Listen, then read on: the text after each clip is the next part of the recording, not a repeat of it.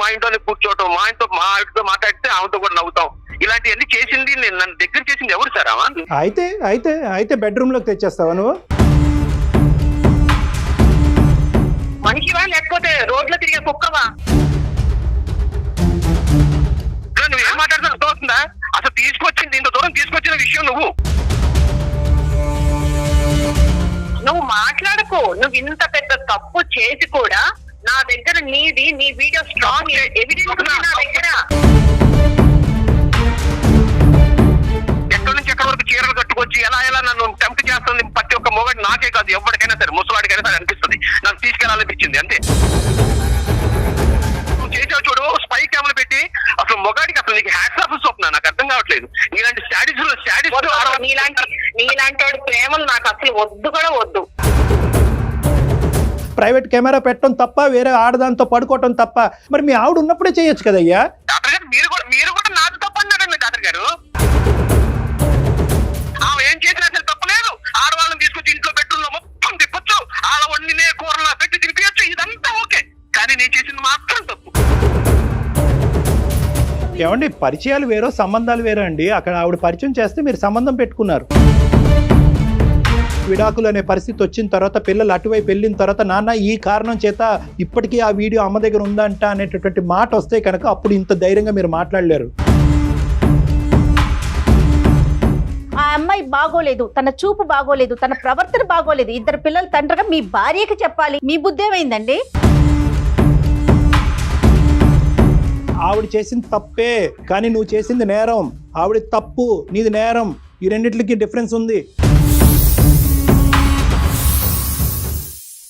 అందమైన జీవితం సమర్పిస్తున్న వారు 49 అంటే సంతోషం, 49 అంటే సంతానం.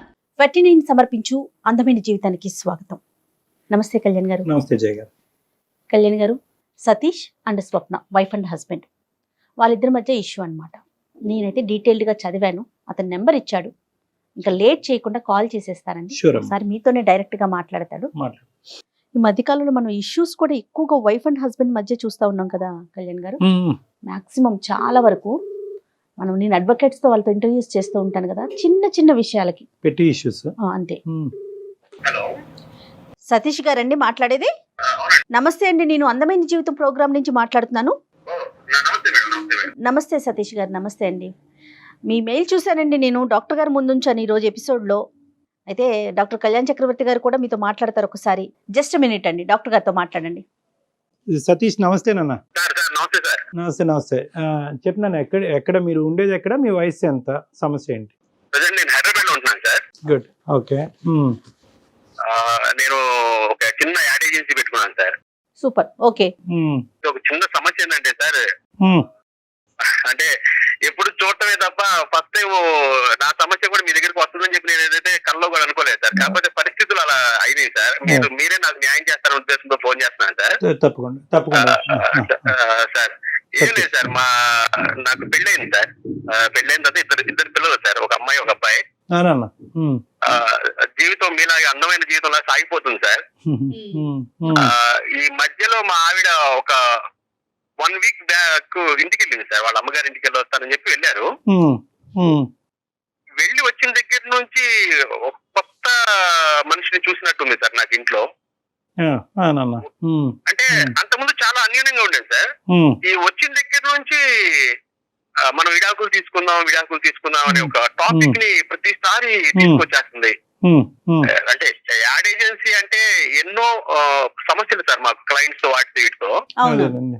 అసలు మైండ్ ఎలా అయిపోయిందంటే సార్, అసలు మైండ్ డిస్టర్బ్ చేసేస్తుంది సార్. ఇంటికి వెళితే ఫోన్ చేస్తే ఫస్ట్ అడిగే మాట ఎప్పుడు విడాకులు తీసుకుందాం. ఇది అసలు ఎలా అయిందంటే సార్, విడాకులు అంటే ఏదో చాలా చాలా సింపుల్ గా చెప్పేస్తుంది సార్. నాకు చాలా బాధ వేస్తుంది. ఎందుకంటే ఒక 2 పిల్లలు ఉన్నారు మాకు. ఎన్ని ఇయర్స్ అవుతుందండి సతీష్ గారి పెళ్ళయి? నాకు నియర్లీ 8 years అయింది మేడం. 8 years, 2 పిల్లలు. అవును మేడం. అవును. ఆవిడ వర్కింగ్ సతీష్? లేదండి, హౌస్ వైఫ్ మేడం. హౌస్ వైఫే. పెద్దలు కుదిర్చిన వివాహమేనండి మీ ఇద్దరిది? పెద్దలు కుదిర్చిన వివాహం మేడం. సరే, ఇప్పుడు సతీష్ అది కాదు, ఇప్పుడు నీకెంత ఆశ్చర్యంగా ఉందో, మేము ఎప్పుడు ఇలాంటి సబ్జెక్ట్ వినలేదు. అంటే ఇంతకు ముందు ఎప్పుడు ఆవిడ పుట్టింటికి వెళ్ళలేదా, లేదంటే అక్కడి నుంచి ఏమైనా బ్రెయిన్ వాష్ జరిగిందా, లేదంటే మీరు పూర్తిగా విప్పి చెప్పట్లేదా మాకు? లేదు సార్. మా అత్తయ్య గారు, మా మామయ్య గారు కానీ, మా మిస్సెస్ కానీ ఎప్పుడు వెళ్ళినా సరే మేము ఫ్యామిలీతోనే వెళ్తాం. నాకు ఒక చిన్న వర్క్ ఉండటం వల్ల ఈసారి నేను వెళ్ళొస్తానండి, మీరు ఉండండి అంటేనే నేను ఆమెను పంపించాను సార్. ఎప్పుడు వెళ్ళినా కలిసే వెళ్తాం. ఎప్పుడు ఇలాంటి సిచ్యువేషన్ జరగలేదు సార్. ఏమీ లేకుండా ఒక అమ్మాయి అయితే ఏదైనా చూడకూడదన్న అమ్మాయి చూసి ఉండాలి, లేదంటే పిచ్చిదన్న అయి ఉండాలి. ఈ రెండిట్లో ఏదో ఒకే సబ్జెక్ట్ ఉంటుంది. ఇప్పుడు అంతకుముందు మీరు ఎంత ప్రేమిస్తున్నారంటే ఇద్దరు పిల్లల కన్నా 8 సంవత్సరాలు ప్రయాణం చేస్తుంది, మీకంటే ఎక్కువగానే ఆవిడ మిమ్మల్ని ప్రేమించి ఉంటుంది.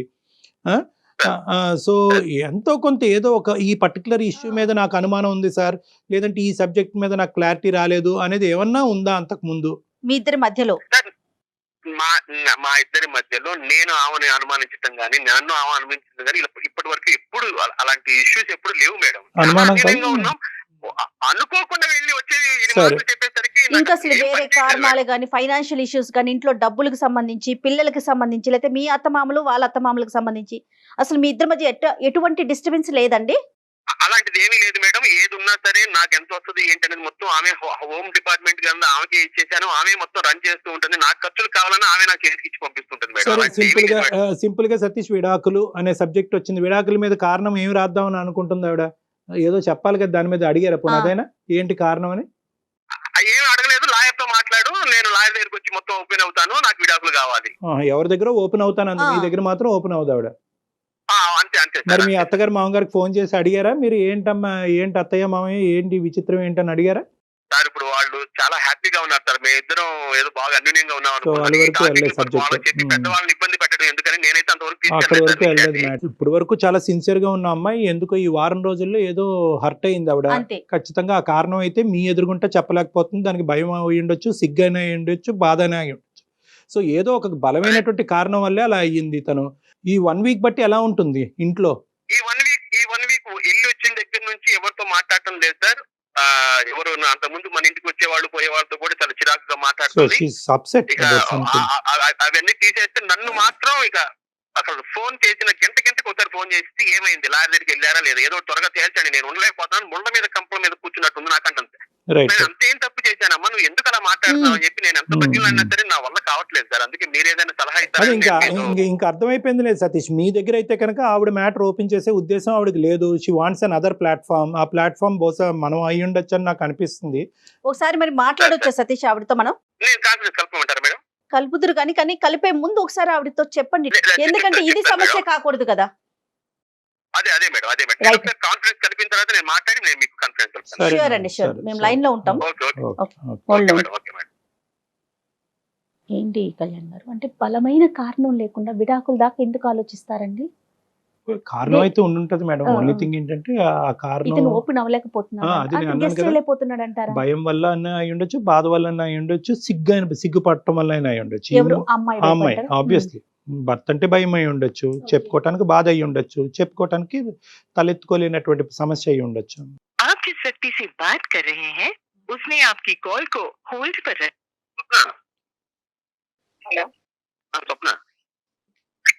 చెప్పు. అదే మామూలుగా చేసాను. ఎలా ఉన్నావు? ఇంట్లోనే ఉన్నావా? ఇంట్లోనే ఉన్నాను. చెప్పు.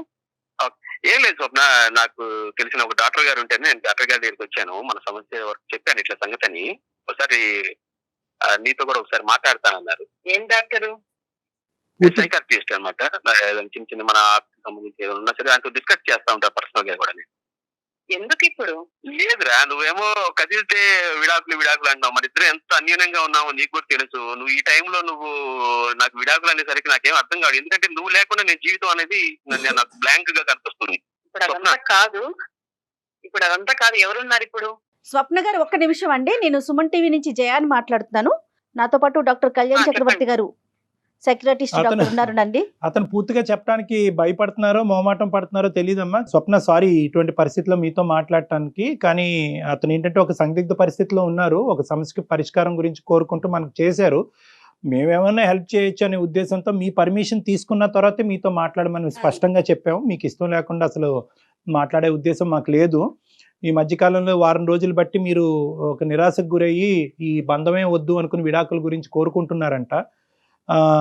దానికి కారణం ఏంటో అతనికి అర్థం కాక అతను డిప్రెషన్లోకి వెళ్ళి మాకు చేశాడు. సరే ఉండయ్యా, ఆవిడతో మాట్లాడదామని మేము చెప్పాము.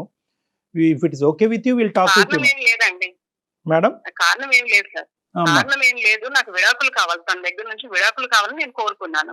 స్వప్న నువ్వు మాట్లాడేది ఎలా ఉందో తెలుసా? కారణం లేకుండా ఎవరైనా విడాకులు తీసుకుంటారా? ఎక్కడ చూసావా?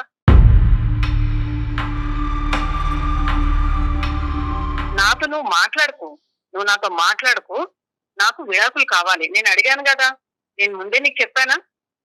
నీకు ఎన్నిసార్లు చెప్పాను? నాకు విడాకులు కావాలి నీ దగ్గర నుంచి.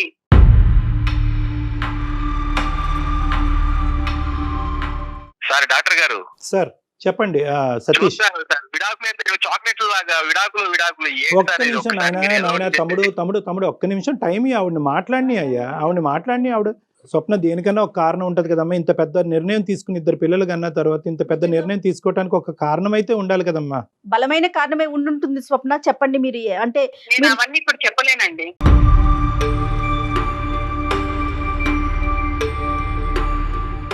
మీరిద్దరూ కలిసి ఉండాలని అతను కోరుకుంటున్నాడు, మీతో ఉండాలని కోరుకుంటున్నారు కదా. నాకైతే తనతో ఉండాలని మీ లేదండి. మాటను బట్టి అర్థమవుతుంది మీరు చాలా బలంగా గాయపడ్డారని.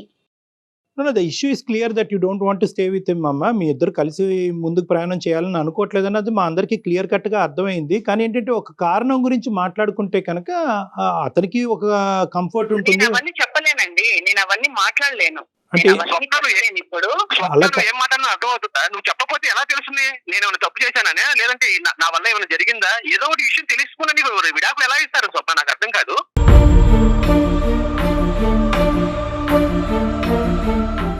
అక్కడ డాక్టర్ గారు ఉన్నారు, మనకంటే పెద్దవాళ్ళు. నేను ఏదో నువ్వు సమస్యని వరకు చెప్తే కనుక వాళ్ళు ఏదో ఒకటి మన సొల్యూషన్ ఇస్తారని నేను ఇక్కడ వరకు తీసుకొస్తే నువ్వు నేను చెప్పనంటే చెప్పకపోతే ఏంటి? అట్లా కాదు స్వప్న చెడ్డవాడిగా గారు, ముద్ర మీరేసేసుకుంటున్నారు ముందే. అట్లా కాదు ఆవిడేం సతీష్, అట్లా కాదు. అలాగే ఉంది సార్. ఇప్పుడు ఎవరైనా సరే ఏమనుకుంటారు సార్? ఉన్నట్టుండి పెళ్ళం విడాకులు ఇచ్చి వెళ్ళిపోతుందంటే ఏమనుకుంటారు సార్? ఇప్పుడు మీరైనా సరే అదే అనుకుంటారు, ఏం చేశాడో వీడు అని చెప్పి.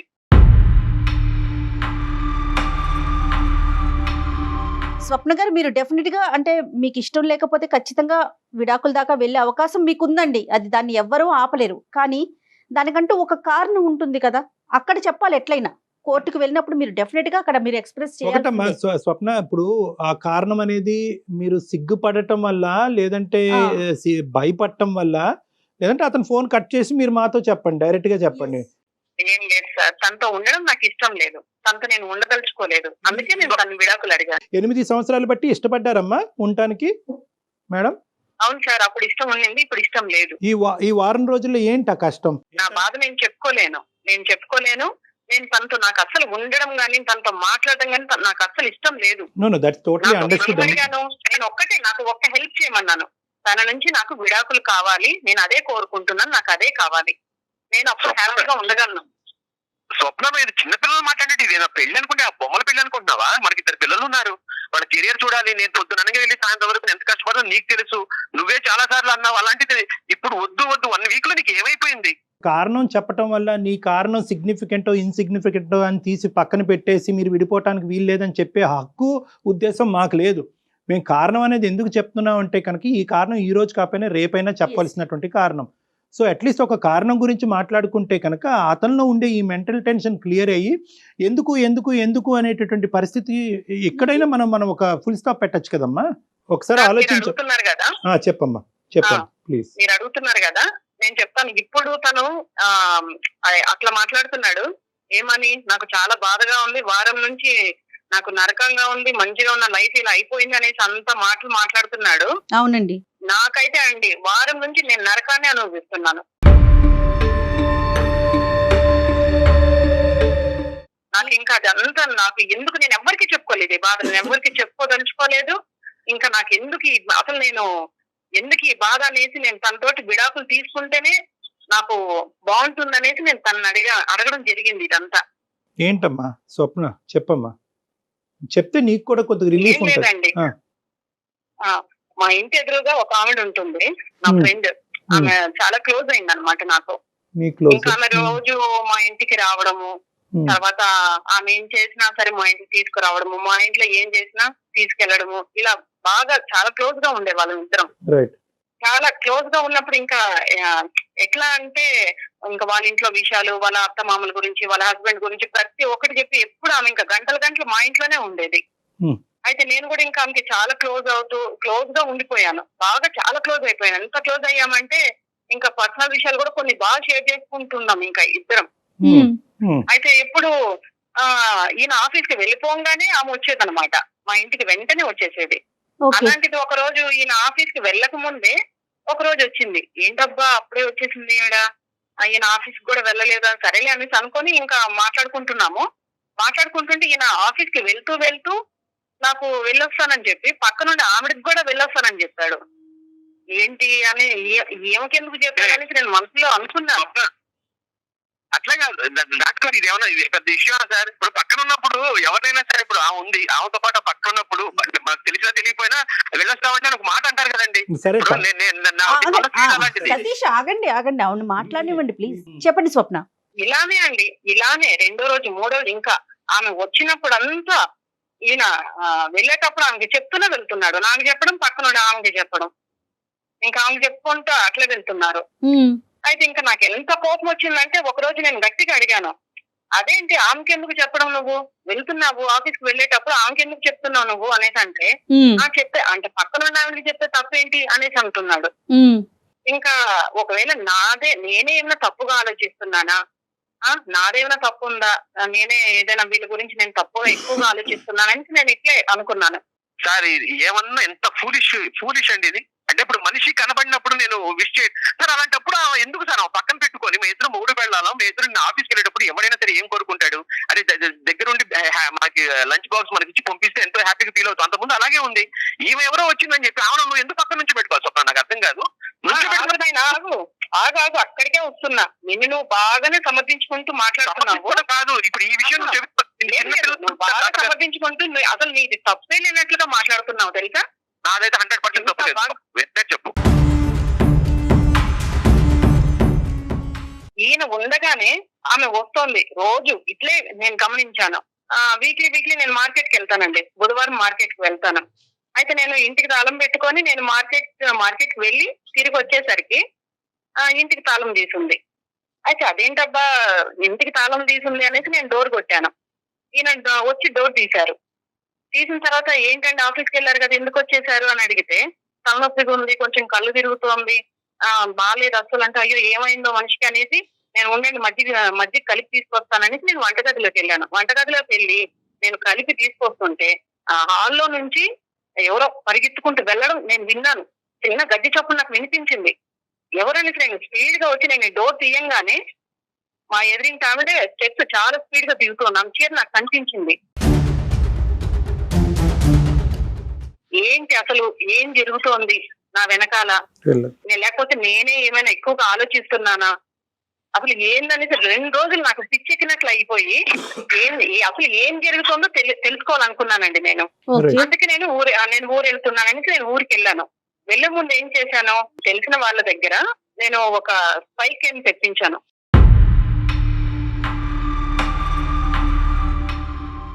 తెప్పించి అది రూమ్ లో మా బెడ్రూమ్ లోనే ఒక టెడ్డీ బియర్ లో ఇట్లా ఫిక్స్ చేసుకోవాలి మేడం అనేసి నాకు వివరించారు వాళ్ళు నాకు.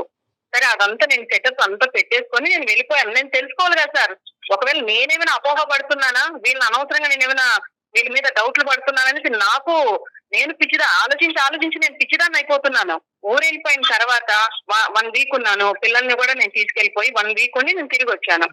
అయితే పిల్లల్ని నేను స్కూల్కి పంపించేసి ఈయన వెళ్ళిపోయిన తర్వాత నేను చూశానండి. నిజంగా అండి మీరు నమ్మరు సార్, అసలు నేను ఎందుకు బ్రతుకున్నానా అనిపించింది. నా గుండెలు పగిలిపోయినాయి సార్. అసలు నేను కంప్లీట్ గా కూడా చూడలేదు. అసలు ఒక 2 నిమిషాలు చూశాను. దాన్ని చూసి తట్టుకోలేక వారం నుంచి సార్ నేను కనీసం మంచినీళ్ళు కూడా ముట్టుకోకుండా తిండి తినకుండా ఏడుస్తున్నాను. చనిపోదాం అనుకున్నాను. అంత భయంకరమైన విషయాలు చూశాను సార్ దాంట్లో. ఆమెతోటి ఈయన ఉండడం నేను చూశాను. ఈయన మళ్ళీ ఇప్పుడు బుకాయిస్తున్నాడు. ఏంటి ఏం జరిగింది, ఊరికి వెళ్ళొచ్చావు, నన్ను విడాకులు అడుగుతున్నావు అని నన్ను బుకాయిస్తున్నాడు, అడుగుతున్నాడు.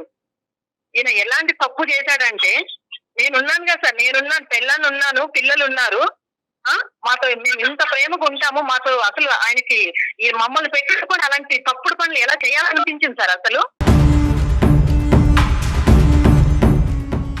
మనిషివా లేకపోతే రోడ్లో తిరిగే కుక్కవా? కుక్క అలాంటి పనులు చేసేది, నీతి తక్కువ పనులు చేసేది కుక్క చేస్తుంది అట్లా. ఏం బాబు సతీష్, కారణం చాలా కుక్క ఇస్తున్నావు నువ్వు, నాది తప్పే తప్పేం లేదనేసి మాట్లాడుతున్నావు నువ్వు. సార్ డాక్టర్ గారు అసలు నా ప్రైవసీ సార్, నాకు ఒక విషయం తెలియక అడుగుతాను. తీసుకొచ్చింది ఎక్కడో ఉన్నాని నా లైఫ్ లోకి తీసుకొచ్చి ఇంట్లో 24 hours లేచిన దగ్గర నుంచి తెల్లారితే వచ్చి మా ఇంట్లోనే కూర్చోవటం, మా ఆవిడతో మాట్లాడితే ఆమెతో కూడా నవ్వుతాం, ఇలాంటివన్నీ చేసింది నన్ను దగ్గర చేసింది ఎవరు సార్? అయితే బెడ్రూమ్ లోకి తెచ్చేస్తాను. వస్తుంది సార్, 1 week వెళ్ళిపోయింది సార్. 1 week వెళ్ళిపోయినప్పుడు ఆమె నా దగ్గర అయింది సార్. నేనేం చేయమంటారు? అంటే మాట చెప్పడానికి నీకు సిగ్గుగా అనిపించట్లేదు అసలు? నువ్వు ఏం మాట్లాడుతున్నా అర్థమవుతుందా? అసలు తీసుకొచ్చింది ఇంత దూరం తీసుకొచ్చిన విషయం నువ్వు ఒక ఫ్యామిలీలో ఉండేటప్పుడు అసలు తీసుకొచ్చి మన కుటుంబంలో తీసుకొచ్చి నువ్వు ఎందుకు ఉంచావు? అదే నేను గుమ్మంలో తీసుకొచ్చాను, నువ్వు బెడ్రూమ్ లో తీసుకెళ్ళావు. నేను నీ నుంచి బయటకు వెళ్ళిపోతున్నాను. అందుకే కదా మాట్లాడుకో. నువ్వు మళ్ళీ బుకాయిస్తున్నావు. నువ్వు నేను బుకాయించట్లేదు. నేను చేసినట్టు నాకు 100% నాకేం తప్పు అనిపించట్లేదు. ఎందుకంటావేమో ఆమె ఏ ఉద్దేశంతో ఇంటికి వస్తుందనేది నాకు తెలుస్తుంది, కానీ నీకెందుకు తెలియదు? సతీష్ ఒక్కసారండి, ఒక్క నిమిషం. మేడం ఒక్క నిమిషం అండి. అలాగే ఇప్పుడు వరకు ఏంటంటే మేము ప్రేమించుకున్నాము, మేము ఇంత ఇదిగా ఉన్నాం, అంత ఇదిగా ఉన్నాం, ఒక కారణం చెప్తే కనుక నా భార్యను వదిలి అయిపోయింది అంత గాలికి కలిసిపోయిందా? ఇప్పుడు ఒక స్పై కెమెరా ఇప్పుడు కూడా చెబుతున్నాను, నా పెళ్ళం అంటే నాకు ఇష్టం సార్. నేను దాని మాత్రం వదిలిపెట్టే పరిస్థితి లేదు. దాని మాత్రం నేను 100% మీకు కూడా చెబుతున్నాను. మేడం నేను చెప్తున్నాను మేడం, మీరు ఇప్పుడు ఏమో చెప్పేదాన్ని బట్టి ఎప్పుడైనా సరే మేడం, సమాజంలో మగవాడికి ఉన్న కంటే కూడా ఆడవాళ్ళకి ఎక్కువ అవకాశాలు ఉన్నాయి. వాళ్ళు చెప్పింది నమ్ముతారు. నాకు స్పై క్యాంప్ పెట్టి నా ఇంట్లో ఇప్పుడు స్పై క్యాంప్ పెట్టింది మేడం. రేపు ఇంకొకటి అనుమానంతో ఇంకేదైనా చేస్తారు వీళ్ళు. మీరు నాకు అర్థం కాదు ఆ పాయింట్ ఎందుకు మాట్లాడరు? నువ్వు మాట్లాడుకో. నువ్వు ఇంత పెద్ద తప్పు చేసి కూడా నా దగ్గర నీ వీడియో స్ట్రాంగ్ ఎవిడెన్స్ ఉంది. నా దగ్గర స్ట్రాంగ్ ఎవిడెన్స్ ఉంది. తప్పు చేయడానికి నీది స్ట్రాంగ్ ఎవిడెన్స్ ఉంది. అయినప్పటికీ కూడా నువ్వు ఇలా బుకాయించి ఎంత దబాయించి మాట్లాడుతున్నావంటే తప్పు చేసింది నీకు తెలీదా? ఎక్కడి నుంచి ఎక్కడి వరకు చీరలు కట్టుకొచ్చి ఎలా నన్ను టెంప్ట్ చేస్తుంది ప్రతి ఒక్క మొగడు. నాకే కాదు, ఎవరికైనా సరే, ముసలాడికైనా సరే అనిపిస్తుంది. నన్ను తీసుకెళ్లాలనిపించింది అంతే.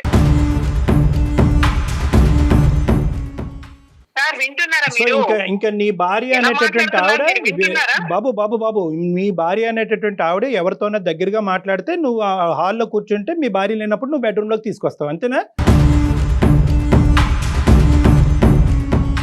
చాలా తప్పు చేయించాలి, నన్ను పట్టించాలి, నలుగురిలో నన్ను షేమ్ చేయాలనే ఉద్దేశం ఆమెకు లేకపోతే ఈ స్పై కెమెరాలు ఇవన్నీ ఏంటి సార్? నాకు అర్థం కాదు. అది పెట్టాను కాబట్టి నీ బతుకు బయటపడింది.